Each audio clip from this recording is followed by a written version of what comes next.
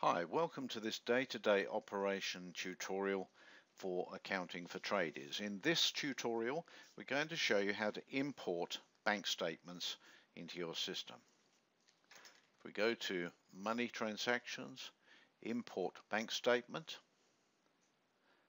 Now, with your internet banking, you should be able to download a CSV file of your transactions on your bank account. There should only be 3 items of information per row: the date, the amount, and the reference. We choose our file,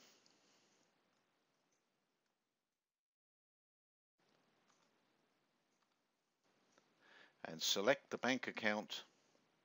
We'll put it in the credit card 1 transaction there, and now we need to import the transaction. So we click on import, and that's all done. Now, if we go back to credit card 1 account, you'll notice now that all of those imported items have now been listed, and you'll notice that they're not yet balanced properly. So we have to go into each and every one and allocate them properly. So let's do that now.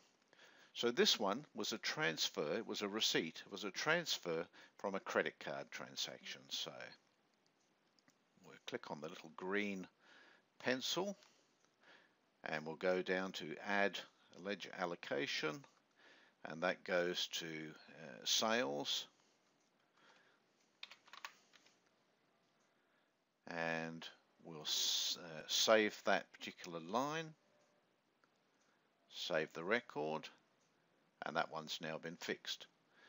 This one here was an EFT for that particular invoice, and we'll show you how to deal with that invoice again in a later tutorial. But for now, let's just do the allocation to sales,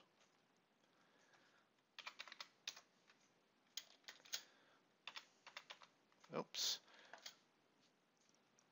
let's put it in the correct place,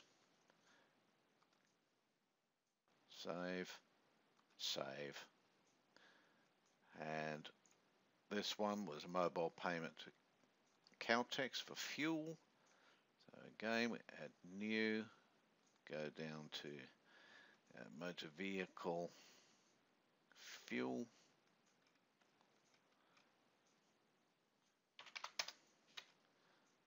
save the record, save the whole transaction. This one was another credit card transaction. It was showing us a receipt. So we'll put that down to sales. Now, we made a mistake there, didn't we? So you can click on the green arrow and go in and correct it there. And now you've got a slightly different symbol, but it still means save. And that will save the whole operation. Now, let's just say that this belonged to 2 people.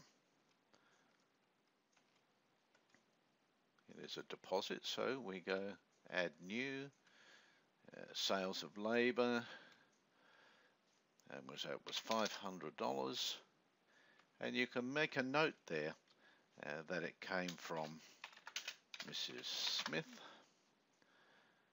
and save the transaction.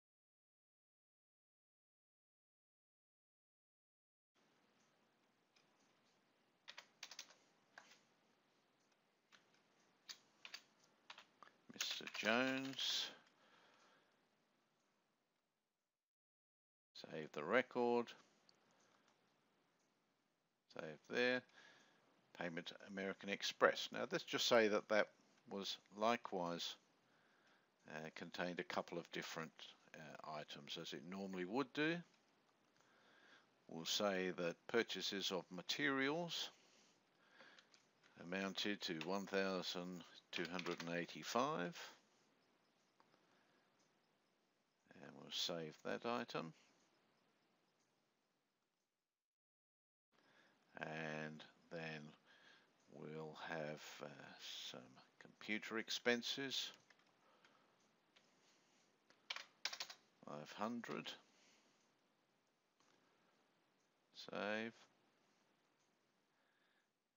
Then you may have hired some equipment, 600, and save.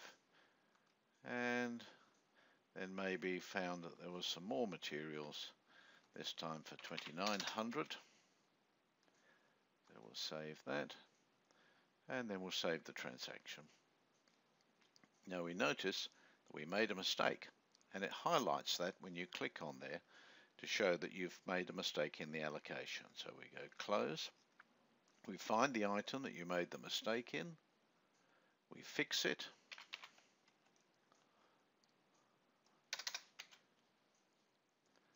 and then again remember the new symbol is the same as save. Then we save the transaction again, and there, that one's fixed. And this one, go into insurance,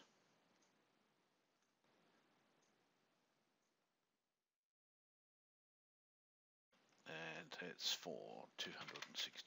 We'll save that item,